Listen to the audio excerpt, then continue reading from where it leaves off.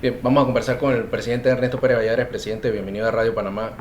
Vea, sus impresiones, ¿qué lo lleva a escribir este libro con el título El Panamá que construimos?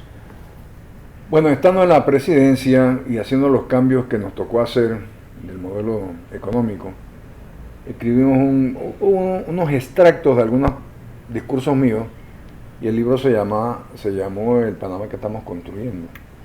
Entonces, obviamente, al salir y al pasar todo este tiempo y tener la oportunidad de ver para atrás, ver lo que hicimos, cómo se ha comportado todo, me pareció que era el momento adecuado de aclarar muchas cosas, de decir cosas que no se sabían, y en consecuencia lo denominé, siguiendo la secuencia, El Panamá que construimos. Y entiendo por qué le tocó proceso difícil, privatizaciones, Sí. modernización de algunas instituciones, crear un sistema, digamos, empresarial mixto, porque por lo general era... Bueno, es que déjame decirte algo, como lo establezco claramente en mi libro, el compromiso de la privatización al 100% de las empresas estatales lo adquirió el gobierno del presidente Endara y lo empezó a implementar. Incluso vendieron algunas, creo que Cemento Atlántico, Cítricos de Chiriquí y algunas otras más. Luego se da la disputa entre el gobierno del presidente Endara y los demócratas cristianos y ellos los abandonan. En consecuencia, cuando se llegó a las privatizaciones grandes, particularmente del Intel, no tuvo los votos para hacerlo y lo dejó así. Nosotros lo heredamos, el compromiso, porque el compromiso no es del gobierno, el compromiso es del Estado panameño, firmado y aceptado. Nosotros lo que quisimos hacer y hicimos fue renegociar la forma. En vez de vender al 100%, nosotros logramos que las instituciones financieras internacionales nos aceptaran un esquema nuevo, donde éramos dueños a mitad, pero a quienes le vendíamos la mitad se encargaban de la administración y de la inversión. Por eso es que no son privatizaciones, son empresas mixtas. Mixta. Y es que no es usual, o la empresa le pertenece al Estado o es de la empresa privada. Esta no es usual, bueno, pero nosotros teníamos historia de haber hecho algunas empresas mixtas antes. La primera empresa mixta que se hizo en los tiempos del general Torrijos fue Petroterminales de Panamá, donde los socios eran unos inversionistas americanos y el Estado panameño, sin poner un centavo más que el derecho de vía, tenía un porcentaje de la operación, y todavía lo tiene, dicho sea de paso. Y fue muy exitosa. Entonces, eso que nos sirvió en aquel momento fue la experiencia que quisimos aplicar en y que aplicamos en estas nuevas esquemas. Sirvió su gestión, y lo explica en ese libro, para tener precisamente el panorama económico. Siempre se habla de que Panamá... Bueno, es que si no hubiéramos hecho los cambios de la estructura económica que hemos hecho, que hicimos en ese momento, sí, no hubiéramos jamás tenido los niveles de crecimiento e inversión que hemos tenido. El tema ahora, y que se ha abandonado, es otro. El tema es cómo ese crecimiento debe impactar cerrando las brechas de desigualdad e inversión en educación, que no se ha hecho. Pero ese es otro esquema. Una cosa es crecimiento y otra es desarrollo. Nosotros logramos crecimiento. Falta reorientar las políticas públicas hacia un desarrollo económico mejor. Y el tema como los puertos, o sea, usted dejó una estructura, pero fue cambiada por otras administraciones. El tema de los puertos es una historia larga que lo puedes leer en mi libro, no te la voy a adelantar para que tengas que comprarlo. Claro, claro. Pero el tema fue que nosotros recibimos unos puertos que habían sido abandonados por la administración americana porque ya se iban. Entonces, los últimos 5 o 6 años de administración de ellos no invirtieron en nada en los puertos. Logramos un contrato donde los operadores del puerto se encargaban de hacer todas las inversiones, todo lo que había que hacer, y nosotros teníamos un beneficio directo, no solamente en impuestos, sino como participantes de la empresa. ¿Qué sucedió? Sucedió que en el gobierno que me sucedió, sí, ellos dijeron que había que modificar el contrato. Nosotros entregamos puertos, operando en malas condiciones, falta de inversión, pero operando, ¿sí? Hubo en mi administración concesiones para puertos nuevos. Entonces esta gente que recibió puertos pensó que tenían de alguna forma derecho a lograr las mismas condiciones de los que estaban haciendo los puertos. Pero eso es falso. Nosotros entregamos puertos, ellos no construyeron nada nuevo. Mejoraron, sí, pero no construyeron. Y la administración que siguió les pareció bien, por la razón que sea, y aceptaron modificar el contrato y hacerlos lo que se llama la equiparación de condiciones. En consecuencia, cuando viene la renovación del contrato, que era lo que originalmente habíamos accedido y comprometido, lo que se nos renovó no fue el contrato original. Y en consecuencia no había ninguna obligación del Estado panameño de renovar nada, porque era un contrato diferente y nuevo al que originalmente se dio. Pero se hizo, quién sabe por qué razón. Para no adelantarnos en lo del libro, ¿cómo cree usted o plantea en su libro que el pueblo panameño lo va a recordar? Bueno, yo quisiera que me recordaran como un presidente honesto.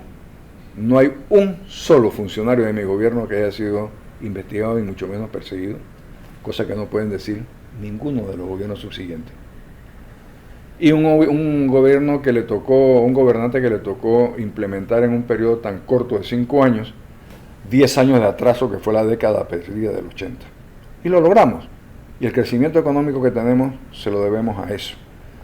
¿Se quedó corto en algo? Sí, me quedé corto en la educación, que era fundamental, y por eso quizás fue una de las razones que accedí a petición de mi partido a tratar de cambiar la Constitución para poder invertir, sobre todo los beneficios del canal, en la calidad educativa. Bueno, ya tú sabes lo que pasó, bueno, tú sabes, los pueblos escogen el camino que mejor les parezca. Hablando de investigaciones en tema actual, hay una audiencia del caso de Brecht, ¿la ha podido escuchar? Sí, cómo no, yo disfruto mucho oír a los bandidos acusados de decir que no han recibido ni un real. Yo estoy de acuerdo con ellos, no recibieron un real, recibieron millones de dólares de coima. Pero se habla de que no era coima porque el dinero no era del Estado, sino de Brecht. Yo quisiera que tú en algún momento me presentes una empresa que te regale 10 millones de dólares porque es que tú le caes bien. Entonces yo te voy a ayudar con 10 millones de dólares a cambio de nada. Digo, nosotros no nos chupamos los dedos, oye, por favor. Y el dinero que la empresa usó para darte no era dinero del bolsillo de la empresa, era dinero de los sobrecostos de los contratos que estaban dándole a las empresas. ¿Hay persecución política? ¿Se busca ninguna persecución política? Lo que sí debe haber es rendimiento de cuenta. Pero dicen que no hay dinero, que no hay pruebas, que no hay rastro. Déjalo que acabe la audiencia preliminar a ver si no hay dinero y si no hay rastro. ¿Y los hijos que están presos, de quién les regaló ese dinero? ¿Ve usted al expresidente Martinelli corriendo en las próximas elecciones? No, yo creo que él no va a correr. Pero se está tratando de dilatar, se está jugando a dilatar el proceso. Eso no le va a funcionar. Han hecho lo imposible por dilatarlo los años que se ha dilatado. Pero ya, como dice el dicho allá en mi pueblo, está llegándole la sombra al lirio. Usted sabe que cuando los lirios están bajo sombra no florecen, ¿no? Sí. Bueno.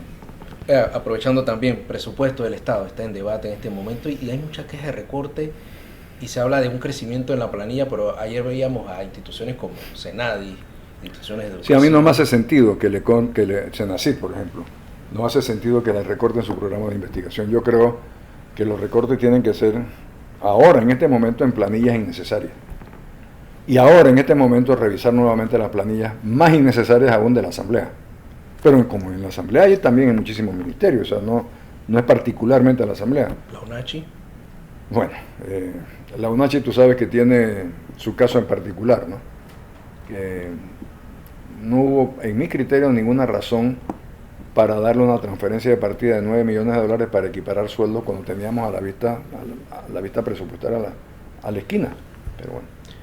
El MOP le quitaron presupuesto de este año. Le tuvieron que hacer le quitaron porque no había ejecución. Perdona un momentito. El MOP existe. Estaba en la Asamblea, por lo menos, pidiendo yo no veo que el MOP exista. O sea, tú tú transitas en carro, ¿no? No sí, andas en avión ni en helicóptero como esta gente, ¿no? No. Ah, ok. ¿Tú conoces alguna calle o carretera que no tenga hueco? La verdad, les soy honesto, no. Yo tampoco. Enfrente de mi casa se abren los huecos, pero yo los oigo en adentro, los carros cayendo, rompiendo llantas, rompiendo rines, en una calle tan céntrica como la que está enfrente de mi casa. O sea, para mí, No existe un ministro de Obras Públicas. Al mes de septiembre, si usted fuera presidente y un ministro no ha ejecutado el presupuesto y se lo quitan, demuestra que no ha sido eficiente en su posición. Por supuesto. Por supuesto. Ahora él asegura que no tiene presupuesto, pero al final decía Yo primero que no vi tenía una presupuesto. entrevista de un ministro, creo que en el gobierno de la presidenta Moscoso, que decía que él tenía de presupuesto para parchear calles 17 millones de dólares. E hizo barbaridades, parchando calles, haciendo carretera. Este se queja de que dice que tiene nada más 375. Y le parece poco.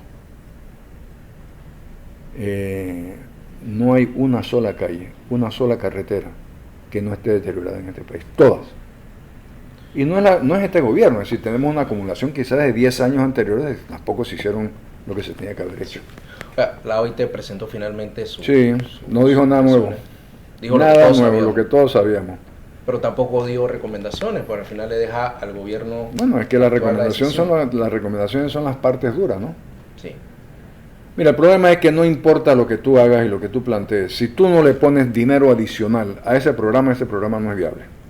Y la única forma de ponerle dinero adicional es o subiendo las cuotas, o aumentando la edad de jubilación, o poniendo dinero de otros fondos. ¿Y de otros fondos qué son?